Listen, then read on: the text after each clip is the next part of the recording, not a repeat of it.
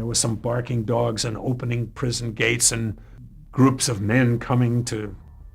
since it was one camera in some production, I have a suspicion that this guy just got cold feet. Hogan's Heroes, one of the most classic TV shows that aired from 1965 to 1971, achieved huge success by mixing the serious backdrop of World War II with clever comedy. However, there's a lot more to Hogan's Heroes than just its storyline and cast of quirky characters.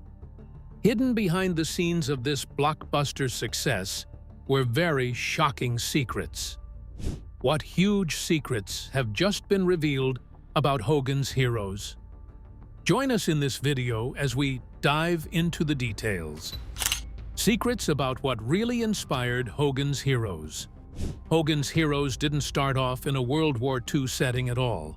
In fact, the original concept was supposed to take place in a domestic American jail, but that idea was quickly scrapped when the creators, Bernard Fine and Albert S. Ruddy, heard that NBC was already developing a show called Campo 44, which was set in an Italian World War II prison camp. In an interview featured on the complete series DVD set, it was revealed that the decision to switch Hogan's Heroes to a World War II POW camp setting happened fast. The creators reworked the entire premise in just one day. As fate would have it, Robert Butler ended up in the director's chair. He later recalled, "My agent was on the scene and said, 'What about Butler?' And somebody said yes. So I went and did it. And it was an immense amount of fun." The original pilot, shot in black and white, wasn't quite the Hogan's Heroes fans would come to know and love. It had the same spirit, but there were some noticeable differences. Stalag 13 was called Camp 13. General Burkhalter appeared, but as a colonel, not a general.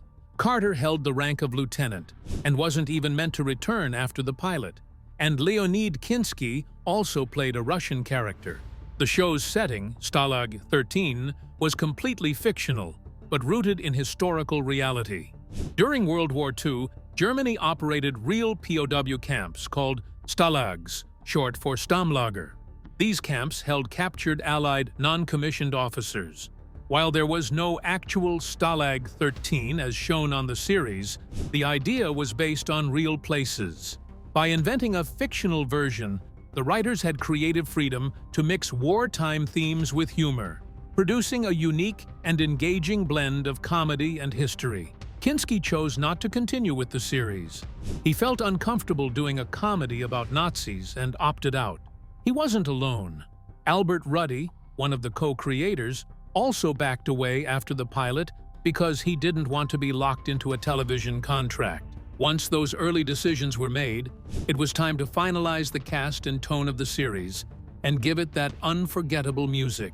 Before Hogan's Heroes ever aired, playwrights Donald Bevan and Edmund Truskinsky had written Stalag 17, a story about life in a World War II POW camp that became a 1953 film. When Hogan's Heroes came out, they weren't happy. They sued the show's producer, Bing Crosby, for copying their work. The case went to trial. A jury actually sided with the playwrights, but the judge overruled it. His reasoning? The tone of the two works was completely different. Stalag 17 was serious. Hogan's Heroes was anything but. Legal trouble returned in 2012 when the rights to the show got tangled up again. Though Bernard Fine and Albert S. Ruddy originally handed over movie and TV rights to Bing Crosby Productions, arbitration later gave Bernard separate movie rights via Mark Cuban's company. A film version of Hogan's Heroes was even being planned in 2014. And while these went down, audiences simply kept enjoying the show. What other secrets exist on the show? Keep watching to find out. The hidden meaning in the show's casting. One of the most unexpected twists behind the show lies in its casting. Ironically, several actors who portrayed Nazi officers were Jewish in real life. The most famous example is Werner Klemperer, who played the clumsy and clueless Colonel Klink. Klemperer was born into a respected Jewish family in Cologne, Germany. His family fled the Nazis in the 1930s, and eventually settled in the US. That background gave his performance a powerful and personal edge. Klemperer even insisted he would only take the role if the Nazis were never shown in a positive light, something the show firmly stuck to. Robert Clary, who played the clever and spirited Corporal Louis Lebeau, brought more to the role than just acting talent. He brought real-life experience. Born in France, Clary was a Holocaust survivor. During World War II, he was imprisoned in the Buchenwald concentration camp. The serial number tattooed on his arm served as a permanent reminder of what he went through. Knowing that history makes his role in Hogan's Heroes all the more powerful. While the show was a comedy, Clary's presence added depth and weight that most viewers never realized. His courage to take part in a show set during such a painful chapter of his life made his performance even more meaningful. Aside from Clary, some of the other actors on Hogan's Heroes didn't just play soldiers on TV, they actually had real military experience. Bob Crane, who starred as Colonel Hogan, and Richard Dawson, who played the cheeky Peter Newkirk, both served in the armed forces before stepping into their roles. That first-hand experience likely shaped the way they carried themselves on screen. Even in a comedy, there's something authentic in how they portrayed life in a military setting. It's a subtle but powerful layer of realism that gave their characters extra credibility. Colonel Klink was almost never without two signature props, his monocle and a cigar. But here's the funny part. You never actually see him light that cigar, let alone smoke it. It was always there, just unlit. Over time, this became a quiet running joke and a quirky part of his character. Some fans see it as symbolic. Maybe it represents Klink's constant distractions or his inability to finish what he started. You can't help but see the show in a more meaningful light now. But wait, there's more. Keep watching to find out. The show did not have perfection in mind. If you've ever watched Hogan's Heroes closely, you might have noticed a few things that seem out of place, like equipment or props that clearly came from the 1950s or 60s, even though the show is set in the 1940s. At first glance, these look like historical goofs. But here's the twist. Many of those so-called mistakes were done on purpose. The creators added these anachronisms to keep the tone light and humorous. Rather than aiming for perfect accuracy, they wanted to remind viewers that the show wasn't meant to be taken too seriously. It was, first and foremost, a comedy set during World War II, not about it. These playful choices helped shape the show's unique style. Ever notice something a little off about Colonel Klink's hat? It doesn't quite match the World War II-era setting of the show. That's because it's more in line with the style worn by German officers in World War I. Was it a wardrobe oversight? Probably not. More likely, it was a subtle creative choice, one that made Klink look slightly outdated and out of step, just like his clueless personality. Mixing eras like this was a clever way for the show to add visual humor and reinforce character traits without saying a word. Can't they let others live the life they want to live? The show had its fair share of quirky inconsistencies. In one third-season episode, How to Win Friends and Influence Nazis, General Burkhalter hands Colonel Klink a document marked Top Secret in English. That would have been a red flag in a German military camp. Colonel Hogan also came up with silly codenames for his team: Papa Bear, Goldilocks, and Little Red Riding Hood. But one nickname, Cockroach, was never really explained. Why did Klink and Schultz always call Lebeau that? One theory: it was a jab at his height. Another theory involves language. In German, the words for cockroach, Kakerlake, and Küchenschabe all tie back to kitchens. And since Lebeau was the camp's cook, it might have been an inside joke. Carter's jacket looked like it belonged to him, and in a way, it belonged to Hollywood, too. That same jacket was worn by Frank Sinatra in Von Ryan's Express, 1965, and decades later by Greg Kinnear in Autofocus, 2002. A surprising piece of costume continuity in film history. In a few episodes, there's a wooden signpost showing distances to various cities, a detail that helps make the fictional Stalag 13 feel more like a real place. But if you look closely, you'll spot something clever. One of the cities listed is Hamelin. That's not just a random pick. It's almost certainly a reference to the old legend of the Pied Piper of Hamelin. It's a small Easter egg, but one that shows the writer's love for sneaking in cultural and historical references. Little touches like that gave the show charm and depth, rewarding observant fans who were paying attention. Who could forget Sergeant Schultz and his classic line, "I know nothing, nothing." It became one of the most iconic catchphrases from the entire show. But here's a fun fact. It wasn't originally in the script. Actor John Banner came up with it during filming, and it fit his character perfectly. Schultz was the kind of guard who preferred to stay out of trouble by pretending not to notice the prisoner's antics. What other shocking details does huge Hogan's Heroes hold? You're about to be blown even more. Keep watching. The true secrets of Colonel Hogan. Most fans know him simply as Colonel Hogan, the confident and quick-witted leader of the POW crew. But his full name? It's actually Robert Edward Hogan. While you won't hear it often during the series, that's entirely intentional. Just like in real military life, soldiers are usually addressed by their rank or last name. This approach did more than just follow protocol. It helped reinforce the authenticity of the show's military setting. Still, when the writers dropped in bits of personal info, like Hogan's full name, it added a deeper dimension to his character and made fans feel more connected to the man behind the uniform. James Kinchlow, better known to fans as Kinch, was a key member of the Stalag 13 crew. Played by Ivan Dixon, Kinch shared a unique bond with Colonel Hogan. He often called him Skipper, a nickname that stood out from the usual formality of military life. That little term of endearment said a lot without needing much explanation. It hinted at a relationship built on deep trust, respect, and maybe even brotherhood. In the high-stress environment of a POW camp, where loyalty meant everything, small details like this nickname helped show just how tight-knit and dependable the group really was. Sometimes one role just isn't enough, at least not for Bernard Fox. The talented actor pulled double duty on Hogan's Heroes, playing both the hilariously hopeless Colonel Crittenden and Captain Rodney. Despite the same actor playing both parts, Fox made each character feel totally unique. Whether it was the accent, the body language, or the comedic timing, you could tell who was who without a second thought. Maybe the decision was driven by budget, or maybe it was just a fun wink to the audience. Either way, it highlighted just how skilled and versatile the cast truly was. Movies and TV shows often live or die by their taglines.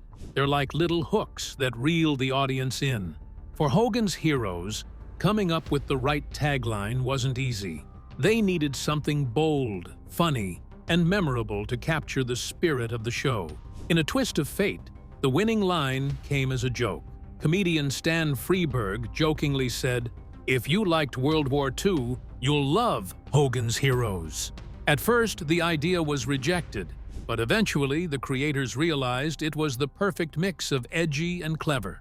That accidental tagline became a standout piece of marketing, telling viewers exactly what kind of humor to expect, and it worked. New fans flocked to the show, curious and intrigued. Isn't that just brilliant? What about the music? Are there secrets there too? Let's find out. The actors were also singers.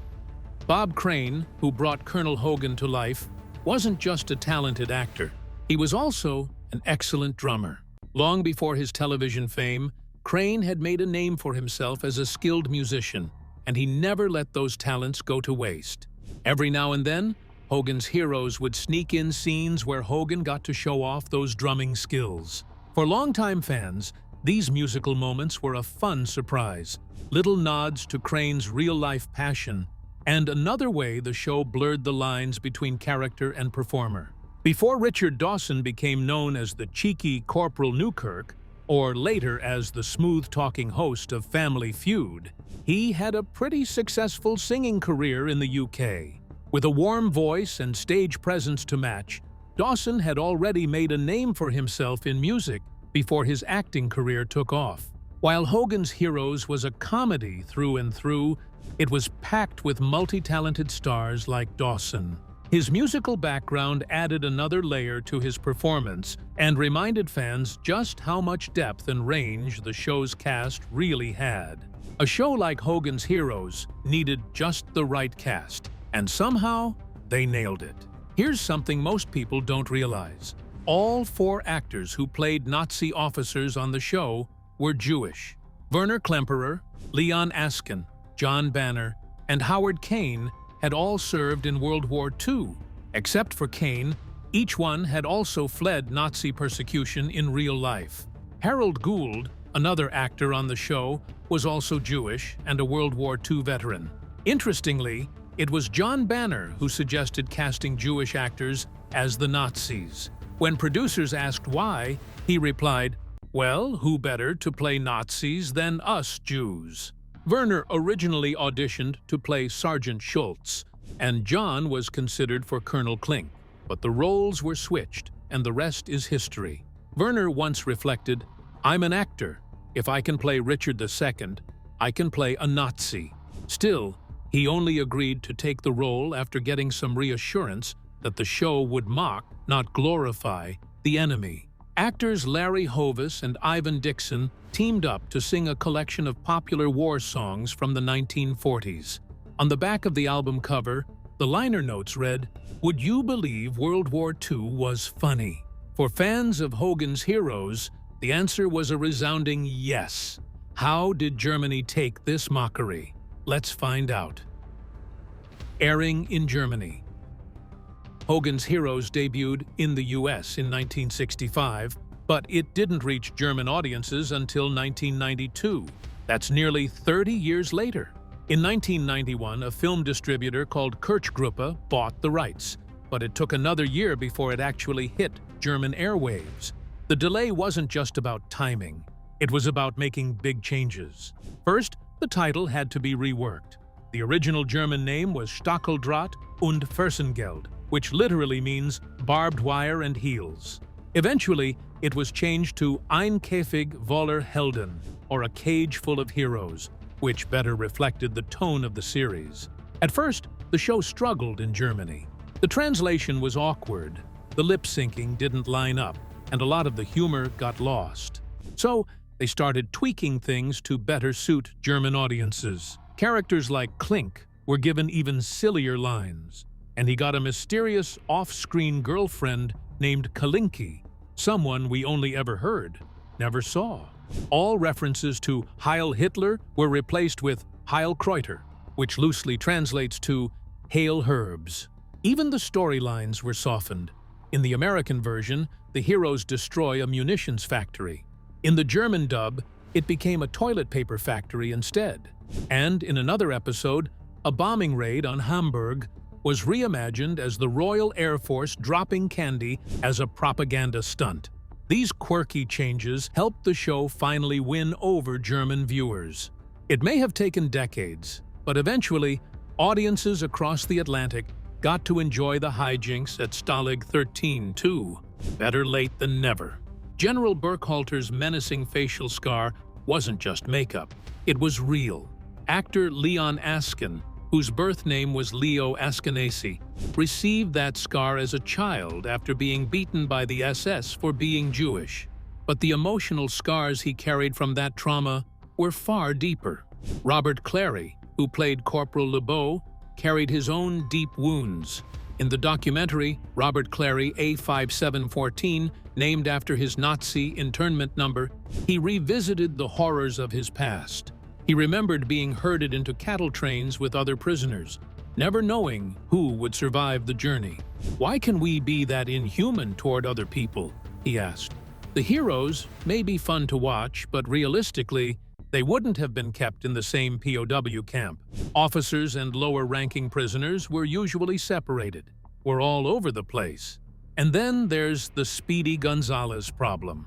The characters mention the cartoon mouse more than once, even though Speedy didn't make his first appearance until 1953. Hogan must have had a time machine. Colonel Hogan also claims to have worked in the Pentagon, though construction wasn't finished until 1943, after the show's supposed timeline. Even the black Gestapo uniforms seen on the show were inaccurate. Those were ceremonial only. In reality, Gestapo agents wore regular suits, much like they did in Raiders of the Lost Ark. But how did everything work out so well? How did everyone perform so humorously? Let's find out. A most incredible discovery. The cast of Hogan's Heroes weren't just actors. They and their families had talents far beyond what we saw on screen. Take Werner Klemperer, for example. On the show, it was a running joke that Colonel Klink was a horrible violinist. In real life, Werner was the opposite. He was actually quite skilled with the violin, thanks to lessons from his father, who was a professional conductor. Werner could even conduct orchestras himself, and often served as a narrator for operas from 1973 all the way to 1995. And then there's John Banner, who played Sergeant Schultz, the lovable big guy who always had something to say about his wife's cooking. Luckily, art didn't imitate life in that case. John's wife was a fantastic cook, and her delicious meals reportedly caused him to gain more than 250 pounds before he was cast in the show. Music seemed to run through the whole cast. Bob Crane, Colonel Hogan, played the drums. Howard Kane, Major Hochstetter, was an award-winning banjo player. Richard Dawson, Newkirk, was also a musician, and Robert Clary, LeBeau, Larry Hovis, Carter, and Ivan Dixon, Kinchlow, were all singers. In fact, many of them had the chance to showcase their musical abilities on the show's official album, which became a fan favorite. Did they even use a real setting?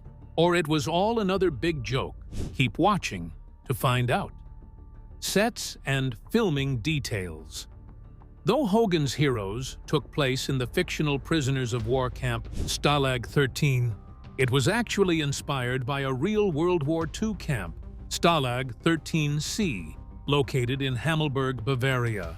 The real camp was overcrowded and lacked basic resources, which gave the show's set designers a point of reference for building the fictional camp.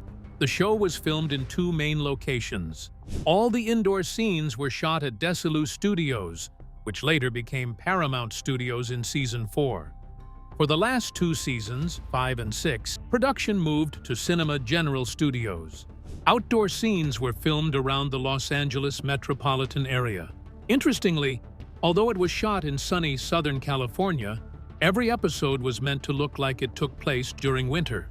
In the early seasons, they used salt to mimic snow, but eventually switched to white paint.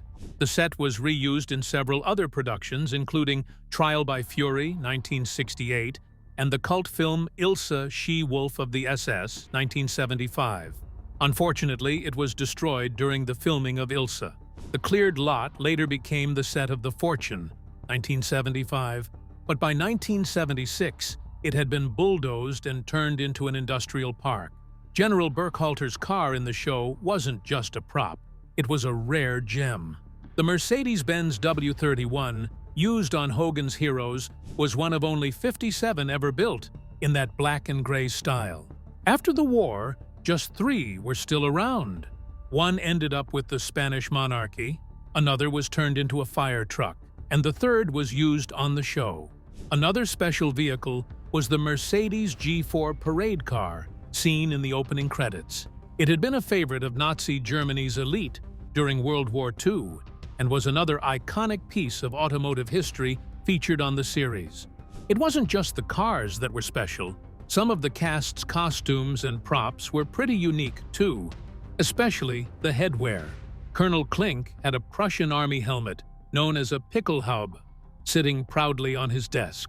He treated it like a treasured family heirloom. While the one used in the show likely came from the prop department, fans still see it as a significant piece of memorabilia. Today, it's on display at the Liberty Aviation Museum in Port Clinton, Ohio, alongside Hogan's Army Corps cap. How successful did the show grow to become, and why? Let's see.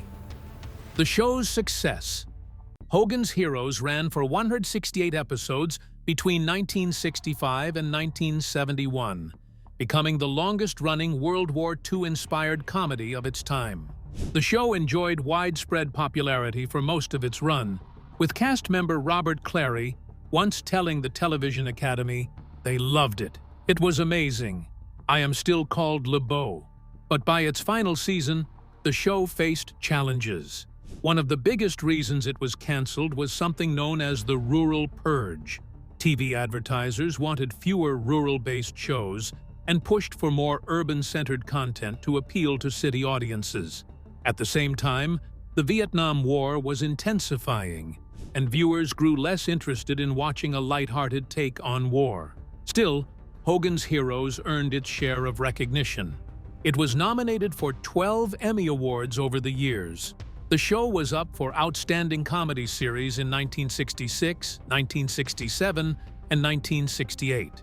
Bob Crane, who played the lead role of Colonel Hogan, was nominated for Outstanding Continued Performance by an actor in a leading role in a comedy series in both 1966 and 1967.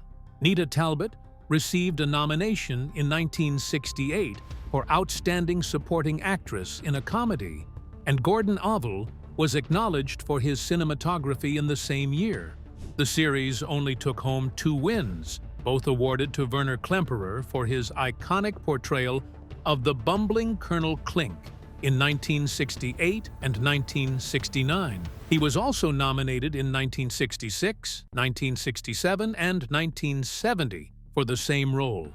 In 1967, the producers received one of the earliest NAACP Image Awards. The honor, shared with only 6 other shows like I Spy, Star Trek, and Mission Impossible, was given for their contribution to the furtherance of the Negro image on television. Later, Hogan's Heroes was ranked number 100 in TV Guide and TV Land's list of the top 100 most unexpected moments in TV history, described as an unlikely POW camp comedy. What made the show stand out was its absurd and daring premise. It was so ridiculous that it somehow worked. No one expected such a ridiculous idea to work, but somehow it did. The show didn't just recycle its own actors, it also borrowed talent from other series. Some guest stars came from similar wartime-themed shows. For example, MASH star William Christopher appeared as a POW, a German soldier, and even a British pilot on Hogan's Heroes. Harold J. Stone took on roles as both an American agent and a German general. The list of guest stars is long and, at times, unexpected. Antoinette Bauer played an underground agent known as Berlin Betty. Arlene Martell portrayed Tiger in several episodes, but also popped up as characters named Olga and Gretchen. Henry Corden, best known as the voice of Fred Flintstone, played 5 different roles across 5 episodes.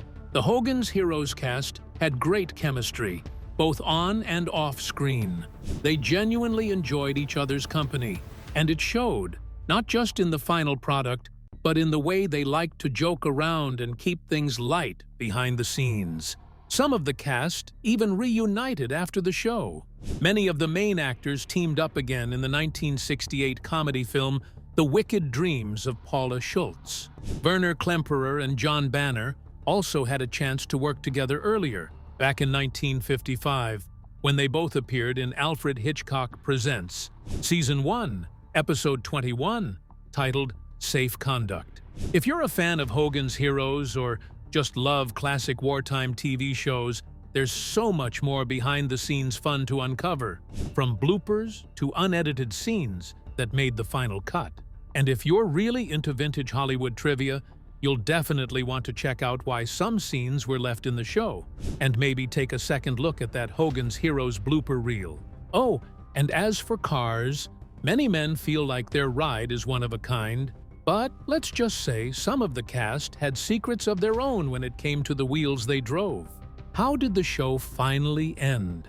Were there secrets and scandals that fueled the end? Let's find out. Continuity confusion. When the show couldn't keep track. The show couldn't even decide what to call the camp.